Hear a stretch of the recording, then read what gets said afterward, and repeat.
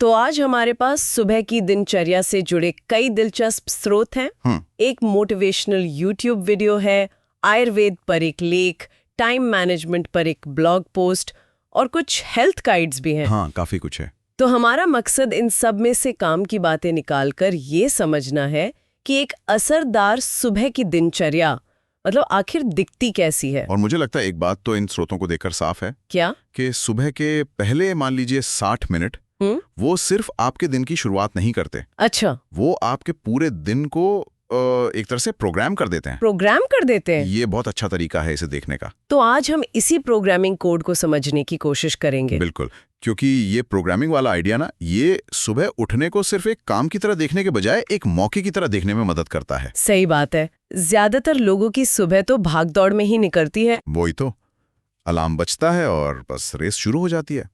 लेकिन हमारे स्रोत कहते हैं कि अगर उस पहले घंटे को सही तरीके से इस्तेमाल किया जाए तो आप सिर्फ समय नहीं बचाते, बल्कि अपने दिमाग और शरीर को दिन भर की चुनौतियों के लिए तैयार कर लेते हैं। बिल्कुल। तो चलिए इस कोट के पहले हिस्से से शुरू करते हैं। क्यों, मतलब सुबह जल्दी उठना जरूरी ही क्यों है? मुझे वो बेन फ्रैंकलिन की कहावत याद आती है, जल्दी सोना जल्दी उठना। लेकिन आज के जमाने में क्या ये बात उतनी ही सच है? हमारे स्रोत कहते हैं हाँ, बिल्कुल सच है। और इसके पीछे सिर्फ अनुशासन नहीं है, बल्कि गहरा विज्ञान और परंपरा दोनों है। परंपरा? हाँ, एक स्रोत में ब्रह्म मुहूर्त का जिक्र है। ये एक बहुत पुराना आयुर्वेदिक आइडिया है। ब्रह्म मुहूर्त, मैंने सुना है इसके बारे में। यह सूर्योदय से लगभग 1.5 घंटा पहले का समय होता है। ओके। इसे निर्माता का समय भी कहा जाता है। निर्माता का समय, ये तो बहुत दिलचस्प है। अच्छा माना जाता है। वजह यह है कि इस वक्त माहौल में शांति होती है। आपका दिमाग मतलब पिछली रात के आराम के बाद एकदम ताजा होता है और आने वाले दिन की उलझनों से भरा नहीं होता। बिल्कुल। तो यूं समझ लीजिए कि ये वो वक्त है जब आपके दिमाग का ऑपरेटिंग सिस्टम सबसे तेजी से और बिना किसी वायरस के काम कर रहा होता है। सही पकड़ा। ये सुनने में तो बहुत अच्छा लगता है ना? हाँ, बहुत।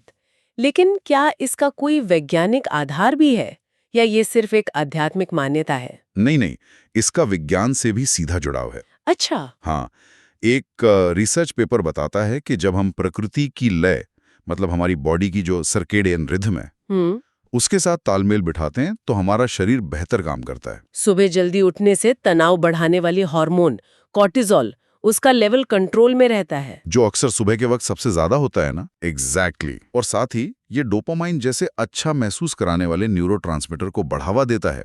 तो एक तरह से जब आयुर्वेद कहता है कि ब्रह्म मुहूर्त में उठना अच्छा है, तो मॉडर्न साइंस भी यही कह रहा है कि अपनी बॉडी क्लॉक के हिसाब से चलो। बिल्कुल। ये आपके हार्मोन्स और मानसिक स्वास्थ्य दोनों के लिए फायदेमंद है। ठीक है, तो क्यों का जवाब तो साफ हो गया। अब आते हैं उस पल पर जब अलार्म बजता है। दिन का सबसे मुश्किल पल। सच में। तो मान लीजिए कोई उठ भी गया। हमारे स्रोतों के मुताबिक बिस्तर से निकलने के बाद पहला सबसे जरूरी काम क्या होना चाहिए? मुझे यकीन है ज्यादातर लोग कहेंगे ब्रश करना। और यहीं पर एक स्रोत हमें चौंका देता है। वो कहता है नहीं, ब्रश करना पहला काम नहीं होना चाहिए। पहला काम होना चाहिए पानी पीना। क्या? वो भी बिना कुल्ला किए। एक मिनट, बिना ब्रश किए पानी पीना? ये तो उस हर बात के खिलाफ है जो हम बचपन से सीखते आए हैं। मैं भी यही सोच रहा था, लेकिन इसके पीछे का तर्क हमारी लार में छुपा है। लार में? स्रोत के अनुसार रात भर हमारे मुंह में जो लार जमा होती है वो कोई मामूली लार नहीं है।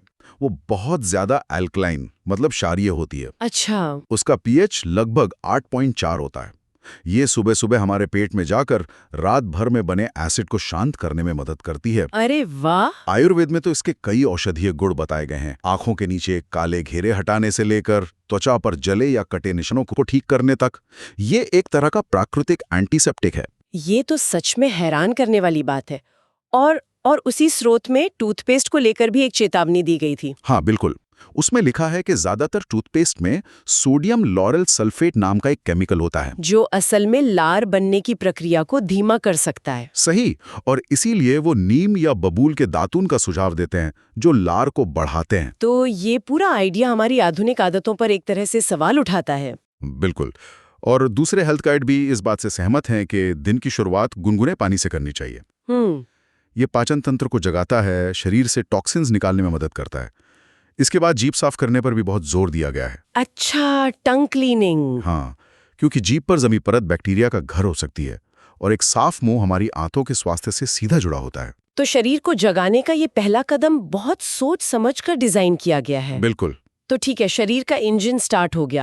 अब मन की बारी। यहाँ हमारे पास एक YouTube वीडियो का स्रोत है जो सुबह के लिए कुछ सकारात्मक संकल्प यानी अफर्मेशंस की बात करता है। अफर्मेशंस जैसे आज का दिन मेरी बाकी जिंदगी का पहला दिन है, या मैं उन विचारों को छोड़ती हूँ जो मुझे कमजोर बनाते हैं और उन विचारों को अपनाती हूँ जो मुझे मजबूत बनाते हैं। ये सुनने में तो अच्छे लगते हैं, लेकिन क्या ये सच में काम करते हैं? देखिए, इनका मकसद दिन के लिए एक मानसिक टोन सेट करना है। एक टोन सेट करना। हाँ, ये फिर से ब्रह्म मुहूर्त के आइडिया से जुड़ता है। जब मन शांत और ग्रहणशील हो, तब आप उसे जो दिशा देते हैं वो दिन भर बनी रहती है। ये संकल्प आपके दिमाग के लिए एक तरह के सॉफ्टवेयर अपडेट है, जिन्हें आप दिन शुरू होने से पहले ही इंस्टॉल कर लेते हैं। एग्जैक्टली। लेकिन एक और प्रोडक्टिविटी ब्लॉग एक अलग नजरिया पेश करता है। वो कहता है सुबह सबसे पहले अपना सबसे मुश्किल काम करो। हाँ, ईट द फ्रॉग टेक्निक। वही। तो इन दोनों में से क्या बेहतर है? क्या हमें शांति से दिन की शुरुआत करनी चाहिए या सीधे सबसे बड़ी चुनौती से भिड़ जाना चाहिए? ये एक बेहतरीन सवाल है। देखिए, स्रोत इस पर सीधे तौर पर तो कुछ नहीं कहते, लेकिन हम इनके बीच एक संतुलन बना सकते हैं। कैसे? शायद इसका जवाब व्यक्तिगत है। एफर्मेशंस और ध्यान जैसी चीजें आपको उस मुश्किल काम को करने के लिए मानसिक शक्ति देती हैं। अच्छा। तो आप 5-10 मिनट मन को शांत करने में लगा सकते हैं और फिर उस ऊर्जा का इस्तेमाल अपने सबसे जरूरी काम को निपटाने के लिए कर सकते हैं। मतलब एक तैयारी है और दूसरा एक्शन। बिल्कुल। दोनों एक दूसरे के विरोधी नहीं, बल्कि पूरक हो सकते हैं। ये अच्छा नजरिया है। खैर, मन और शरीर दोनों तैयार हैं, अब उन्हें ईंधन चाहिए। हाँ, नाश्ता। और ये एक ऐसा विषय है जिस पर सब कुछ जानते हुए भी लोग सबसे ज्यादा गड़बड़ करते हैं। और यहीं पर क्रोनो न्यूट्रिशन का आइडिया बहुत काम आता है। एक हेल्थ गाइड में इसका जिक्र है। क्रोनो न्यूट्रिशन मतलब बात सिर्फ ये नहीं है कि आप क्या खाते हैं, बल्कि ये भी है कि आप कब खाते हैं। स्रोत के मुताबिक उठने के 1 घंटे के अंदर एक हाई प्रोटीन और हाई फाइबर नाश्ता करना आपके मेटाबॉलिज्म को पूरे दिन के लिए सेट कर सकता है। तो ये आपके शरीर की घड़ी को बताता है कि अब जागने और ऊर्जा जलाने का समय है। बिल्कुल सही। तो इसका मतलब है कि सुबह का नाश्ता छोड़ना या सिर्फ चाय कॉफी पीकर काम चलाना, वो अपने दिन के मेटाबॉलिक कोड में एक बग डालने जैसा है। सही बात है। तो एक अच्छे नाश्ते के उदाहरण क्या हो सकते हैं?